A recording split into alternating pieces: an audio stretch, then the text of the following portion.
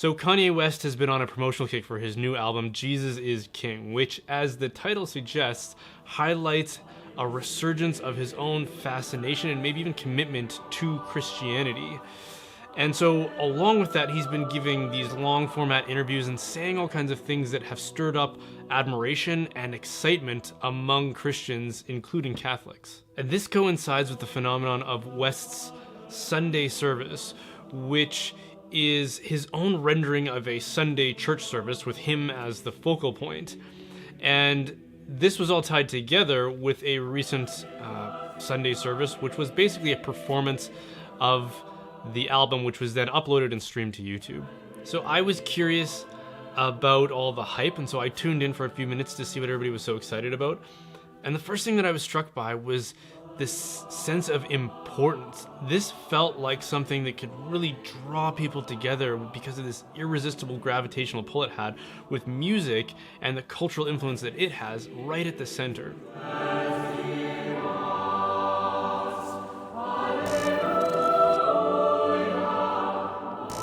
Part of the reason that this feels so important is because it benefits from the polish and sophistication of showbiz media. And Christian, and especially Catholic culture by contrast, has become marred by irrelevance. It is a very sad and a very beige and pastel cultural reality.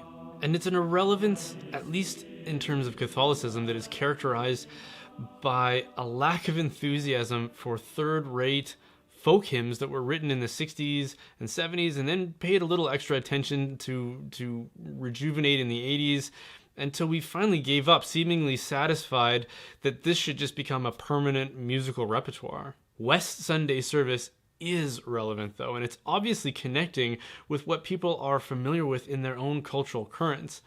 And in contrast to our own typical worship experience, the sting of irrelevance is even more poignantly felt. So I can understand why there is a temptation for people when they see something like this to want to leave the Catholic faith in favor of something that is more akin to this, something that is more sophisticated and relevant, or at least to try to adapt some of these elements into our own worship experience into some sort of syncretistic progression. In short, I think that we as Catholics, and this is probably true for other Christian denominations as well, are starving for culture, which the prevailing trends in the church have denied us of. And in that desperation, we will turn to anything that might provide some cultural refreshment. But these currents of culture that Kanye has tapped into, can we really say that this is culture? Kanye has been on the vanguard of pop culture for some time now, which has largely replaced a true sense of culture. So it might be worth asking, what is culture? Because without a clear sense of that definition, it will become easy to mistake a surrogate for the real thing. And the best definition I've ever heard, and I want to say it comes from Chesterton, but I can't remember for sure if it has, but the best succinct definition that I've ever heard is a way of life. It's the practices, the habits, and the beliefs, and the expression of those things through elements like art and music that are shared among a people. It's a people moving together like an organism expressing its character and its purpose. Pop culture, by contrast, isn't any of those things. Pop culture doesn't galvanize us as a people into a way of life. It doesn't, and it certainly doesn't harmonize our habits and our beliefs and our expressions. Pop culture is a supermarket. It implores us to substitute authentic community and a sense of belonging for a quantity of choices and a relentless stream of opportunities to consume. And the things that we most often associate with culture, like music and art, instead of being the inevitable offspring of a people expressing themselves through their beliefs and their heritage and their religion and their revelry, as well as their adversity, instead of it being that, it's something that is hatched in a consumer marketing boardroom by people who are trying to direct us towards one end, which is their profits. Let's look at rock and roll as an example of what I mean. Rock and roll is one of those things that could be described as an authentic expression of a people. It wasn't originally designed or composed to be inflicted upon an unsuspecting populace to create an industrial consumer product out of music. But it did eventually take that course. It was adapted and integrated into that kind of system so that it could be mass produced and then marketed to the most vulnerable segment of society, which are our kids. But eventually the industry grew wary of rock and roll because there are too many moving parts that can't be easily controlled. Rock and roll requires a group of musicians to get along, to moderate their drug use, to act professional, and to not let their egos interfere with the venture. But that's what would inevitably happen with every rock band. They would break up. And so the industry started to prefer solo performing artists because they're easier to control. And even better than that, they decided to even control the songwriting process, and to produce it like a factory model where they can just keep cranking out song after song based on an algorithm of what they know will sell, and then just make pretty faces sing them for us. Pop culture is oriented towards one thing, which is consumerism. And the longer pop culture dominates the landscape of what we would call culture, the harder it is to hide this fact. Like, we can't even write an original movie script anymore. We're in this season where everything is a recycled remake, and with very little understanding of even what made the original great in the first place.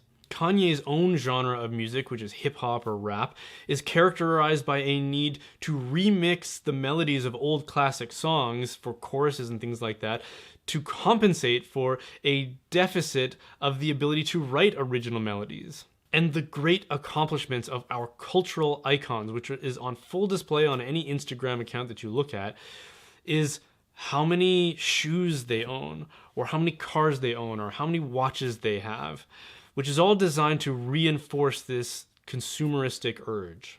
In the video for Kanye's Sunday service that I was talking about, it starts up with this fired up choir, this gospel choir, all orbiting around Kanye in the middle, singing a melody that has been remixed from Carl Orff's O Fortuna, which was originally a song set to a poem of complaint, a lamentation, which is this expression of sorrow and grief and intensity. And you can just tell by listening to it, that's what that song is supposed to be about. And here they are using that melody set to lyrics of celebration and praise to Jesus. Our consumeristic instincts have become so unrestrained that we don't even understand what we're consuming anymore.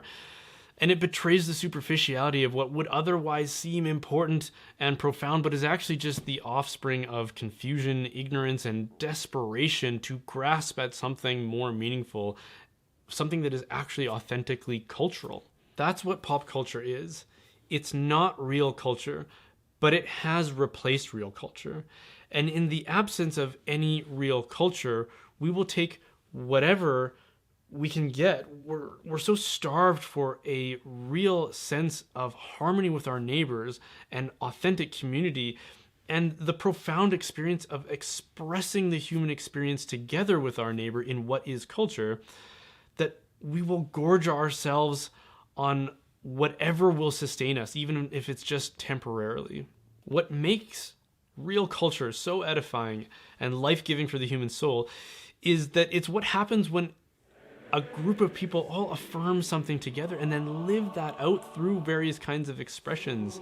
And isn't it better when we do something together, when we all move together, when we live together, when we affirm things together and live in harmony and agree on things together? This is what's missing from modern relativistic culture. In today's modern society, what we have is a plurality of cultures, or multiculture. But multiculturalism is an oxymoron, because it implies that we all just individually express our own cultural persuasions. But that contradicts this notion of a shared way of life, doing something together as a people. You can't have a plurality of cultures and then expect that some sort of singular culture will emerge out of that.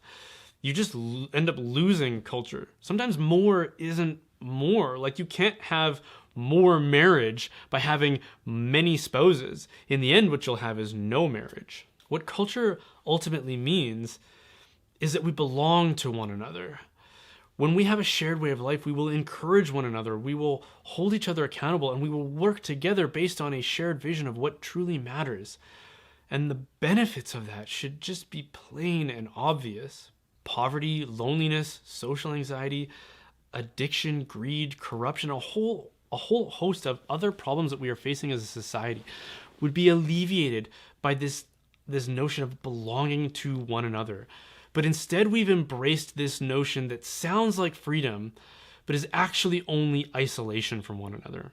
The relentless refrain of modern society is, you do what you think is right, and I'll do what I think is right. And this sounds like freedom, but it's actually just a way of distancing ourselves from each other and refusing to be accountable to each other for our bad behavior.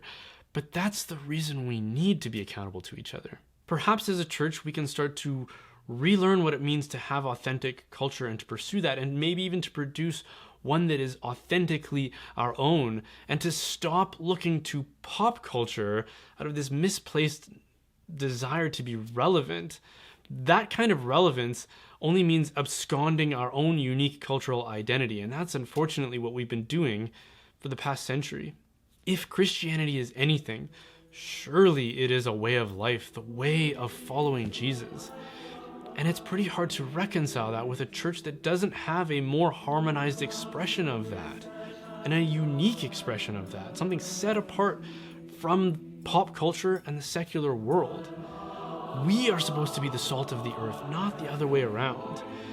So perhaps looking back to when the church did have a unique and harmonized expression of that is the best way to go forward. Thank you so much for watching that, you guys. If you enjoyed this video, then please consider subscribing and hitting that bell if you're on YouTube, or just liking and following from wherever you are and wherever you happen to be watching this from. And if you want to support the making of these videos, then please consider supporting my work as a digital media and marketing expert. My company, Holdsworth Design, is a branding and communications company that specializes in web design and logo and branding, graphic design, videography, and communications and marketing strategy. So if you know of a parish or a diocese or a business or a ministry that needs help in those areas, then please send them our way, and I'm sure that we can probably help them out. And be sure to check out the website, which is holdsworthdesign.com.